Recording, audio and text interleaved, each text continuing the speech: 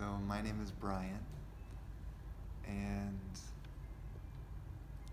about 11 years ago, I had a darshan with my spiritual teacher who we lit a candle for. His name is Sri Swami Purna Maharaj. And in this 3-minute meeting, he asked me to renounce my old life and set out on the road and start sharing these gatherings, the energy, with people. So at the time, I had been running a financial planning business and was leading a very comfortable life. And so I pretty much either gave away all of my stuff, had a garage sale, and I remember even this one incident. So at the time I was living in Austin, Texas, and I had a good friend, and he was homeless. He lived under a bridge. And so one night before I left, I invited him to come to my apartment. Sometimes I would invite him to stay over for the night because it was so cold in Dallas, or in Austin at that time. So, and I said to him, I'm leaving everything now. I'm getting ready, and I can only fit a little bit in my van. I'd gotten a van, I had put the bed in the van, and I was all ready to drive off. And I said, I looked around the apartment and I said, so I still have some of this stuff. You can have anything you want. And he looked like this, like, really? And he's looking around, and you know, he's a guitarist, has been part of a band before, and so he loved guitars. And I had a really nice guitar. I played classical guitar, and so he saw that it had come from Spain. He looked at the guitar and he says, "Are you taking the guitar?" And I said, "It's yours." It's yours. So he was so delighted. And that's kind of like how I've been, you know, just like I get something, I give it away because I can't hold on to it anyway. You know, it's like I live out of my car. So what can I take? So that's kind of been and I remember also in, where was it? San Diego. I was going to hold a gathering, and it was at a healing store, a healing center. And this one guy, as I was driving towards the location, a guy called me up randomly and he says, "Hi, I'm on the bus and I don't know where your gathering is, but I want to come." And I said, "Don't you have maps?" I'm thinking in my mind, like, doesn't he have? And I said, "I really can't help you. I don't really know San Diego or how to guide you when you're going on a bus." Oh my gosh. Right? This is the first time I had even traveled through San Diego much at all. So I ended up kind of hanging up the phone thinking, who was that guy? And then I got there, and then while we were holding the gathering, there were maybe like, I don't know, 8 people or something, 7, 8 people, 9 people, I don't know how many. But in walks this guy with these 2 huge suitcases while we were holding the gathering. And I looked at him and said, who's this? Who's this? And then they lead him, they guide him to put these 2 huge suitcases like in a corner somewhere. And then he sits down and he's listening to me really carefully. He's like, oh. And he has a question. So I said, go ahead, what's your question?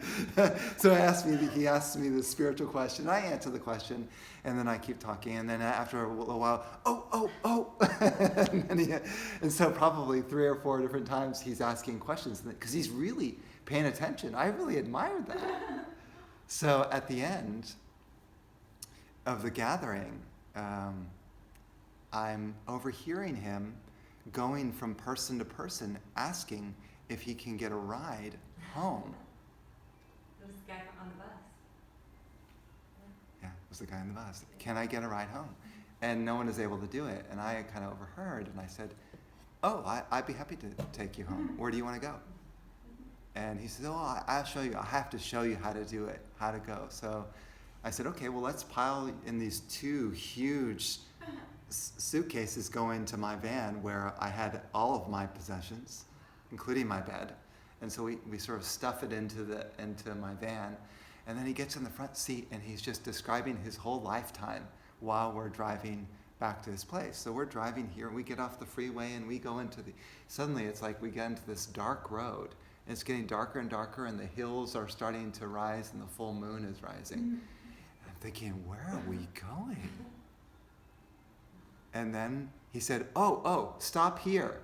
And it's this dirt parking lot on the side of the street in the middle of endless hills. And he said, oh, this is it. I said, okay. So I get out of the car and I said, and we take out these two huge heavy suitcases, and he starts walking towards this gate that passes into the wilderness. And I said, well, wait a minute, are you going up that hill? He said, yeah. Well, let me help you. I mean, these suitcases are big. So we're both pulling up these heavy suitcases up this winding road, and we're going up. It's like a really rocky dirt road, and we're going higher, and it is cold. So cold, I'm shivering. You'd be surprised that San Diego can get quite cold. So then we make the crest, over, and we reach towards the top and overlooking the distant city, and there are these two tents. And I said, oh, there's your home. He said, yeah. He said, one is for books and one is for where I lived. And I said, oh, okay. Is there anything else I can do for you? He says, no. And then I reached into my pocket, and all the donations that I had received from that gathering that night, I took them out of my pocket and I handed the pile to him, and I said, here, you take this. You need this more than I do. And then he's like, oh, thank you so much. This is the best night. So nice to talk to you. And then I walked back down the hill shivering, and he entered into his tent. That's awesome. So you never know what kind of adventures you have as a wandering monk. You never know who you meet. And you never assume, like even the guy who's calling me on my phone, and I'm thinking, who in the heck is this? Because it's an assumption. You can easily make assumptions about people that are totally wrong. Totally wrong. So, I sort of question my judgments whenever that comes up, of like, maybe my mind is making this up. I really don't know the truth behind people.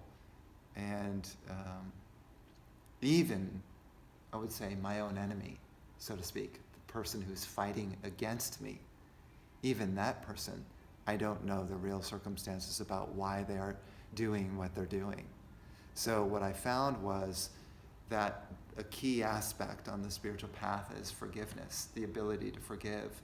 And oftentimes that kind of requires a little bit of trying to think from the other person's perspective, well, why would they do that? And bring up certain possibilities, because otherwise my mind is going to grow rampant on what they might be thinking and the reasoning why they might be doing this to me. And so, but forgiveness ultimately happens even without rationalizing, without thinking about it. When your heart grows so big, when your love is so big, then even your enemy is embraced. I mean, it's said in the Bible, right? Love thy enemy. It's like the most challenging. You could work on that one teaching for your entire lifetime. That could be your one spiritual practice with every single person. Because the mind is a tricky thing. It will make any kind of judgment towards people, and you really don't know the whole picture. Do you know the only person who knows the whole picture is the Sadguru, right? You meet someone who's a true enlightened being, and they know everything thing about you because they are absolutely pure and they are you. They are you. You want to overcome suffering, you become like the guru. You purify yourself so completely that you walk around and everything is you. So no one can hurt you because that's you, and that's you, and that's you, and you know it. So how can you be afraid of your own self? And that's like a very deep, profound concept that requires a lot of spiritual work. And that's why I follow Swami Purna, because he's kind of helping me to purify my mind so that I don't have so many judgments. So I can open my heart more naturally, even towards people who do mean things to me. So, because you know what? I said to myself, this anger that I have and judgment that I have towards certain people for doing certain things towards me, none of this feels good to me. I don't care if they stab me in the back, literally. I do not want to have any resentment, anger, or hatred towards that person. And that is my goal, in a way. In a way, it's kind of my goal for this life, is to be free of judgments forevermore, where, in a way, everyone is my friend. You know how you can figure out that everyone's your friend? The people who push your buttons the most, those are your allies. They agreed with you, the souls agreed with you before they came in, saying, okay, we're going to plan this, I'm going to say this to you and do this to you, so that it can push your buttons so you can work on your forgiveness. So I'm going to help you. And the thing is if you don't see it that way, you just think that person's your enemy, when it was planned all along. You just forgot that you planned it with that soul. I mean, that's shocking if you knew the whole picture of why you invited certain people in your life. It's no coincidence that you invited people that hurt you, betrayed you, insulted you, did whatever to you. No coincidence. That was planned. And if you see yourself as a victim, then how are you ever going to achieve love? How are you ever going to achieve oneness? It's going to stick to you, this idea of I'm a victim of the universe. When you planned it all along, you simply forgot. Now, you don't have to believe this philosophy. I'm just kind of making a suggestion, but it's kind of, I don't really want anyone to necessarily believe it, but just think for yourself and consider if that resonates with you. It would make sense that we would all, as souls, come down onto this earth to work out our karma so we can purify ourselves. It would make a lot of sense that this would be a school that we'd come down to and learn how to get closer to God. That makes a lot of sense. And that we would have a series of lifetimes and chance after chance after chance to continue to work on ourselves. It's not like, I made a mistake. Oops, now you don't qualify for heaven. Sorry, you're out. It doesn't work like that. You've had hundreds of thousands of lifetimes to try to work out the same problems that you're having even to today. Same problems. You've repeated over and over. You just haven't quite learned the lesson yet. So, oh boy, we get an opportunity again. It repeats. You ever seen that show, that movie, Groundhog Day? It's like that. He had to go through his lessons over and over. Did you ever see that movie? Yeah. A really good movie because it shows you what a past lifetime could be like. Oh, well, I didn't really understand what I was supposed to learn. And the point of him really, of going through all that, is to learn how to love. Once you learn how to love, you accept yourself, you accept others, you feel oneness. There's no problems anymore. You're happy. Then you can skip and have a joyful life, even if hard things happen. You can appreciate the whole. Everything's happening for a greater reason. What a wonderful life. What a wonderful life. And wouldn't it be fantastic to be in joy all the time, rather than, because some people, they wake up and they go, oh, I have to go to work. Some people wake up and they go, I can't wait to go to work. I would rather get into life and say, oh, I can't wait. I'm going to love this. right? Always looking forward. That would be a way to live, rather than a drag, rather than boredom, rather than dread. That'd be a miserable life. You know, there was a golden age, long, long time ago, hundreds of thousands of years ago, on Earth, where the majority of the people were enlightened.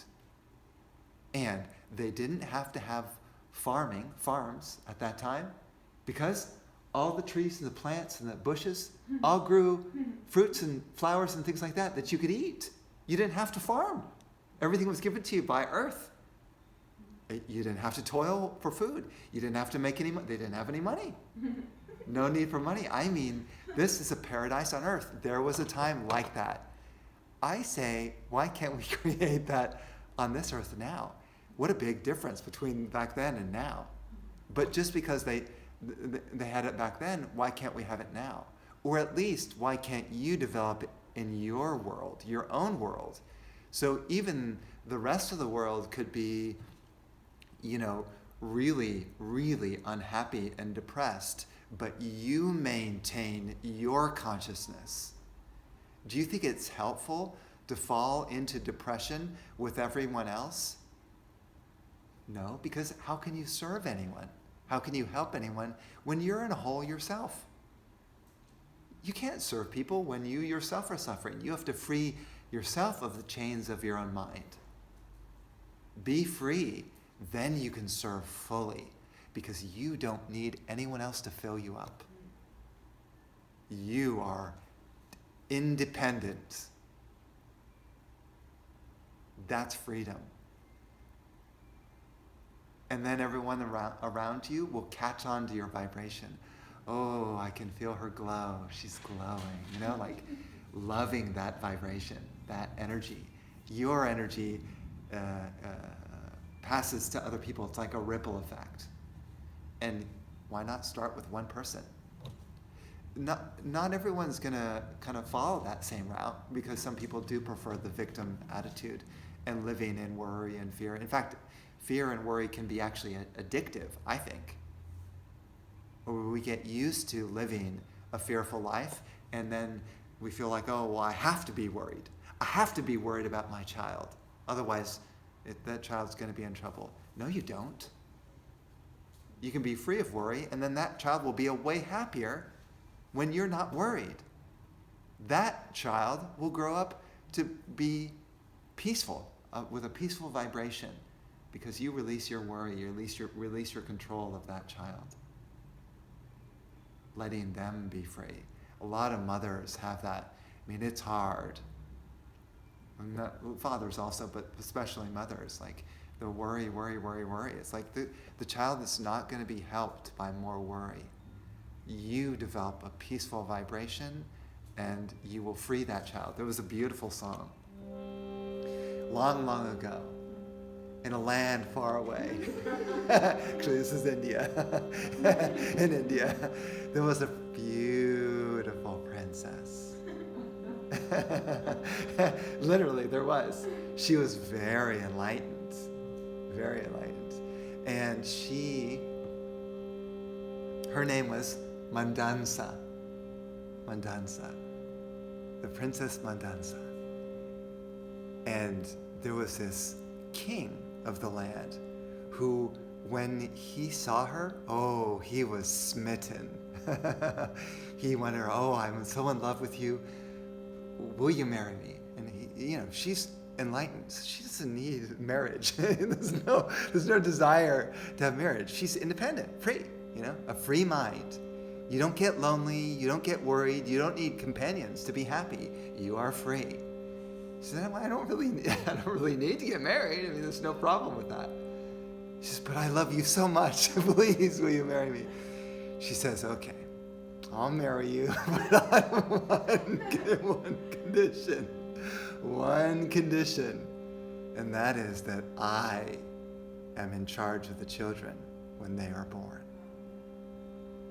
If you give me that, I'll give my hand in marriage. And of course, he's so lost in love. He says, okay, I'll do it. You can be in charge of the children. So be it. So they get married. And then when the first child was born, then she sang this song to the child. Sudosi Budosi Niranjanosi Sansar Maya Parivarjatosi Samsara Sapna Tajamohinidram Sudosi Budosi Niranjanosi. Wake up, my child. Wake up out of this illusion. You're free. Wake up and realize your true self. She sang this lullaby every single day to this child. And through the love and energy and power of her consciousness and that mantra, that child grew up to be free. They lived a life of full happiness. And that was the greatest gift she gave to that child. And then, one child after another, she sang that song. Sudosi, Budosi, Niranjanosi, Sansar Maya Parivarjatosi, Samsara Sapna Tajamohinidram, Sudosi, Budosi, Niranjanosi.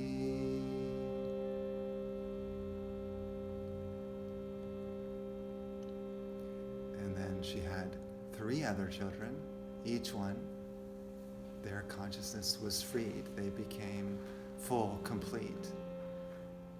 And then the very last child, the 5th child, the husband said, "Please, my wife, please, will you help me to train this child to become king?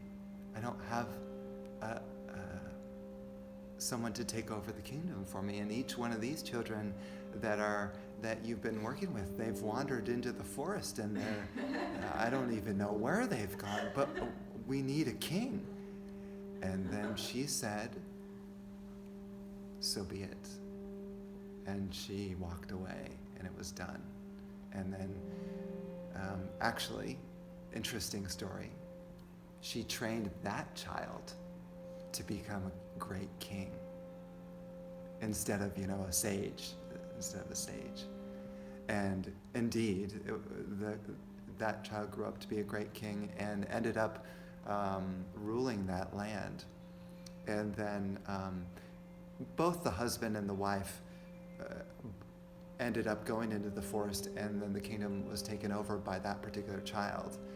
And before the mother left, she gave her son a gift. And you know what it was?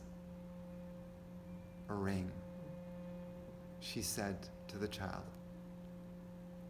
"Whenever you're in trouble, whenever things go wrong for you, open this ring and you'll have a message from me."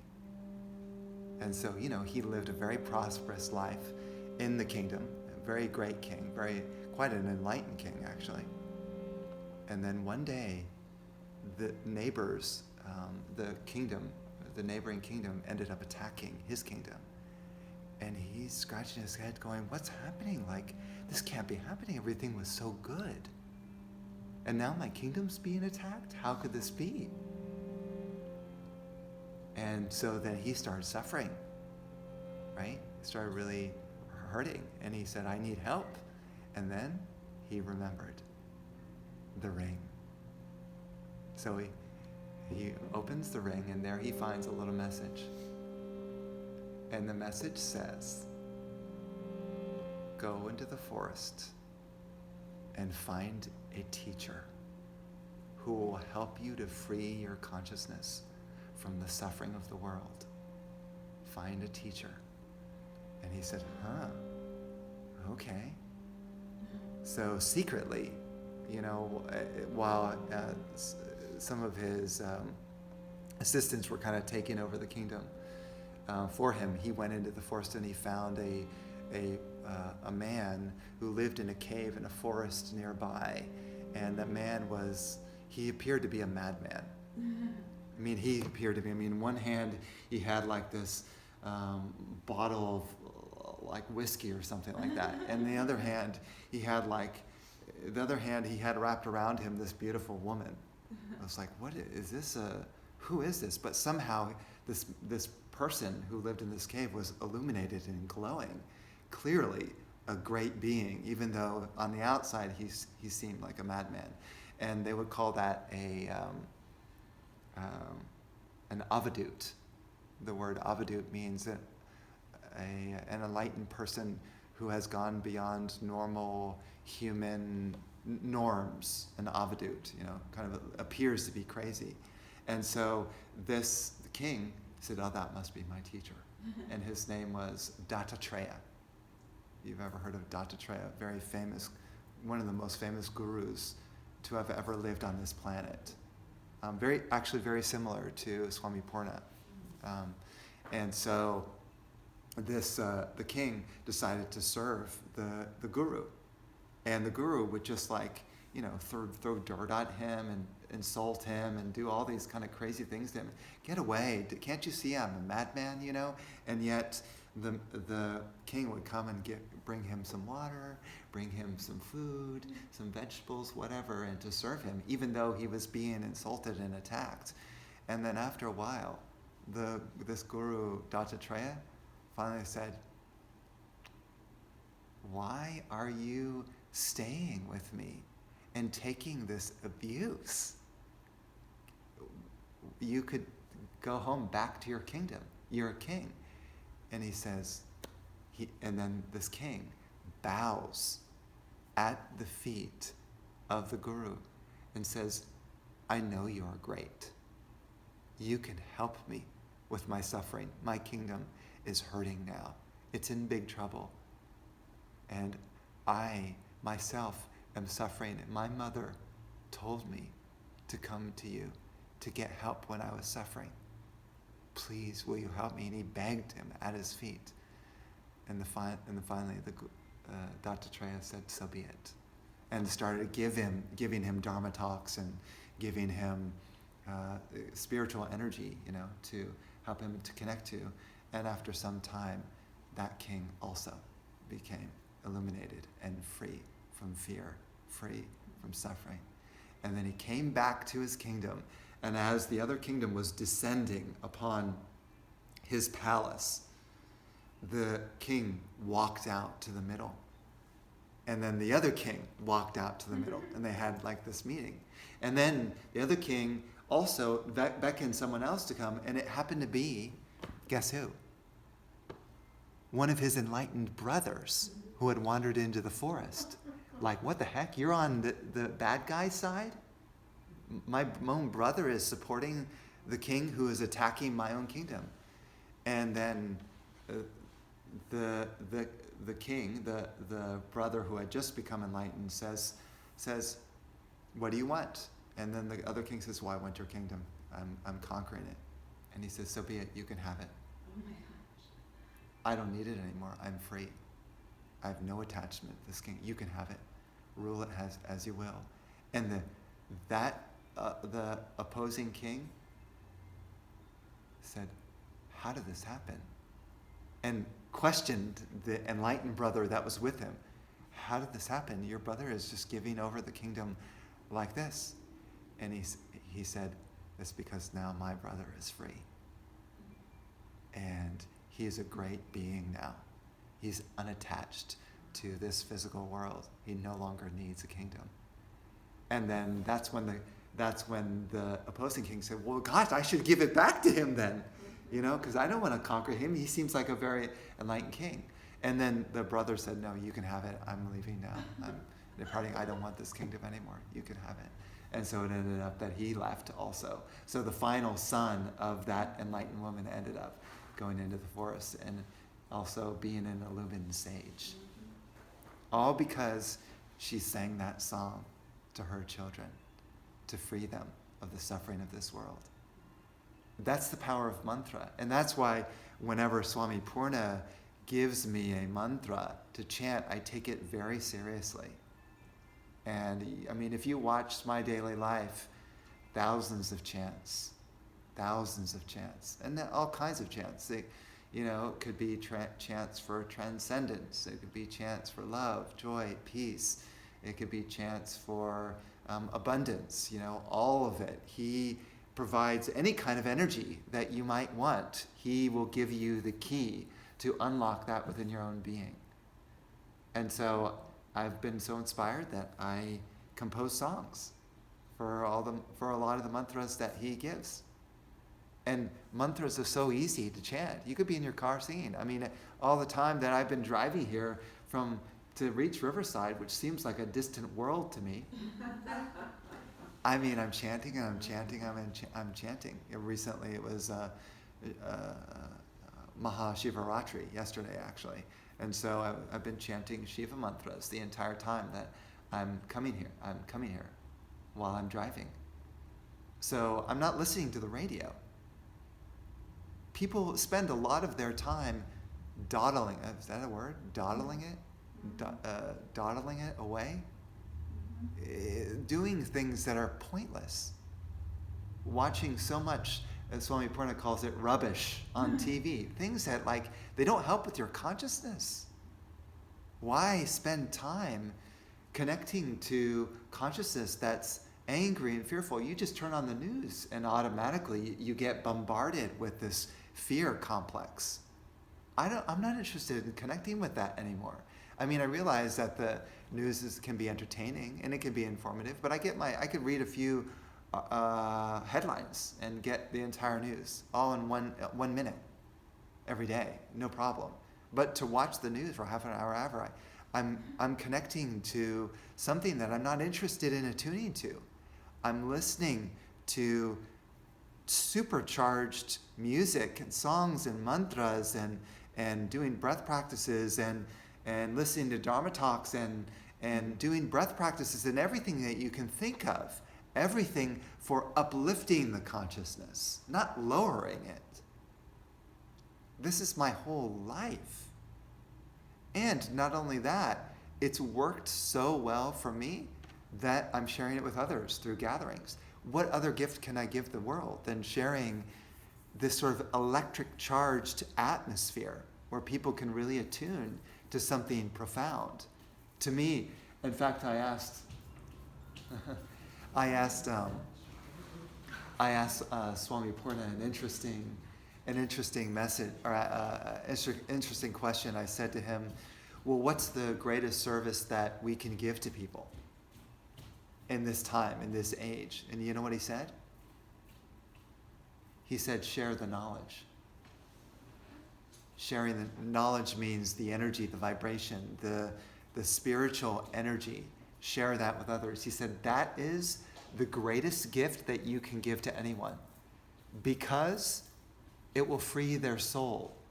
You know the word salvation. There's a reason why Christians are fixed on salvation. That's what that means. Free your soul. There's no other better gift that you can give yourself than free yourself of the attachments to this world. Nothing better than that.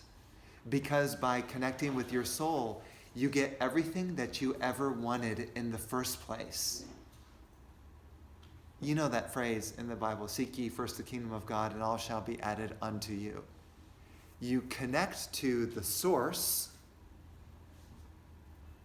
and all the beautiful qualities will arise inside you. The love, the joy, the peace, the kindness, the sweetness, the compassion, the fearlessness, all the things that you are looking for will dawn upon you by connecting to spirit. You will be given all the money you need. You will be given all the companions you need. You will be given all the shelter you need. Everything will be given to you by connecting to the source, which often is shared by the guru. Now, you don't need a guru, and I'm not saying that you need a guru. It's not an issue. I'm just saying that if you want to also make leaps and bounds on your spiritual path, connect to a powerhouse, a being who has already gone beyond and therefore can help you get what you're looking for easier than if you tried to catalyze it in your own mind. Do you ever try to ask a depressed person, hey, why don't you just make yourself happy? Do you think a depressed mind can catalyze happiness? It does not work that way. They need to connect to someone who's radiantly happy. Then they'll reach that. Otherwise, that depressed person might work their whole lifetime trying to break out of depression and never get there. I've seen it. They remain depressed for decades because it's so hard to break through. I was depressed myself, and everything changed after a few years of spiritual practice. I became free of that. Thank God. What a weight. I don't want to live a heavy life.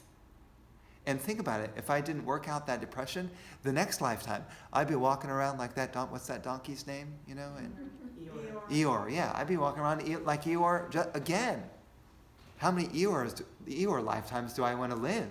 Depression is hard to break through, and I'm not trying to be low or anything, but I mean, I'm just saying, like, it's just not so easy.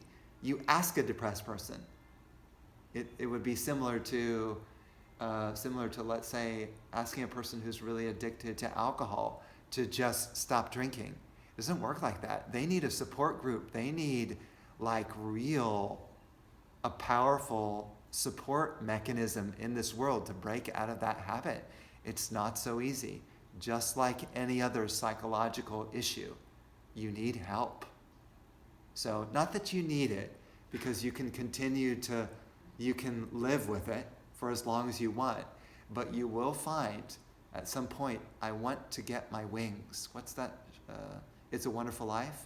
How the old man becomes the guy's angel, and then he becomes in charge of what was the name of the main character? It's a Christmas movie. It's a Wonderful Life. It's a great movie.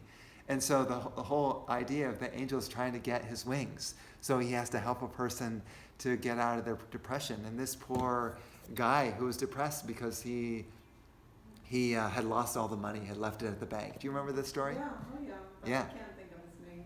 Yeah. And so he was George, yeah. So George was so depressed because he lost all the money that his bank was in charge of. And so he had to get help of an angel. An angel came home. And he looks at the fat old angel and he goes, figures I would get an angel like that. That's how depressed he was. That even he looked at his angel with the depressed. And his angels tried to say, oh, it's going to be okay, I'll help you. And his angel did. Because you know what his angel did? His angel said, okay, I'm going to give you a life where you've never been born. And so he presents it to him as if he had been never been born. And the whole town was dark because he had never been born. And he's walking through this land going, where am I? Everything's so dark and unhappy. And he's like really kind of worried. What have I got myself to? I must be going crazy. And then at the end of the story, then the angel brings him back to the real world. And then he goes back to his family and realizes, like, my God, look what have happened to that town if I hadn't been alive and I had never been born. And that's how the angel got his wings. Right. So it's a really sweet story, right? And it's a sad story, but it's a really great story too. So one way to chant yourself to enlightenment is one way is to just chant the mantras, and that's why I like to chant. Chanting is easy because you can kind of sink into it. You don't have to think much about it. You don't have to go, oh, this is such high spiritual philosophy. My mind is going crazy. It's starting to smoke now. A lot of people look at me like, what is he saying? He's talking about these spiritual concepts. I don't get it. I understand. I don't really understand it either, but I like to talk about it. but I mean, the chanting is easy. You just chant something, you don't even know what it means, but it feels so good, like a drug, right? So it's like a drug. So many of the kirtan people, the kirtan people who sing these chants, they go and they just get high. They don't need to go to get ayahuasca. They don't need to get marijuana. They don't need to get ecstasy in order to be high. They just go to these chants. They just listen to the mantras and they just dive into them and they feel the meditation. It feels so fantastic. You don't need any drugs. And after a while, that consciousness sticks. That's what the goal is. If it doesn't stick, you know what the problem is? You haven't worked out your issues yet. You haven't gone deep enough with your purification. You have to work out your traumas, your issues, anything you've gone through that's really hurt you and traumatized you, that's still sticking. Any of the people you have not forgiven, you have to let all that go. Then you have room for the spiritual energy to arise inside you. Otherwise, there's no room. You can't, no matter how much chanting you do, it's not going to penetrate you. So, work on yourself. See where you react. That's the best way. Be happy when people make you react. You go, so thank you for making me react. I'll look at that myself. How can I work this out so I don't react to you next time? The great attitude. I don't want to have any more buttons where the world can push me and cause me to go down into depression or anger because of what they said or what they think about me. Why do I care so much about what's happening to me? Remember what I said at the beginning. When you see everything as yourself, there's no me here and you. There's just myself everywhere. There's nothing to attack. There's no one to make fun of. There's no one to put down. You're like space. Space. Teflon pan? Nothing sticks to you.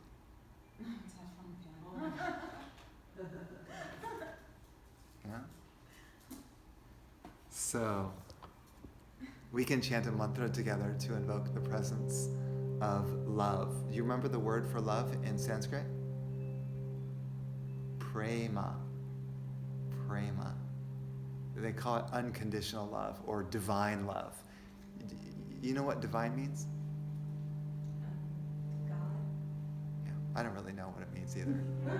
But I mean, we'll say infinite love, unstoppable infinite love. Nothing ever shuts down your heart again. Nothing in the world can happen where you feel bad about yourself or the other person. Your heart never shuts down again. That is true love. Imagine being in that state. So one way you can invoke it is through this mantra, Anandam Premanandam. So it's Anandam Premanandam. Anandam means bliss. Bliss means you're over the moon. Nothing bothers you. You're lost in happiness. You can sing with me. Anandam Premanandam Anandam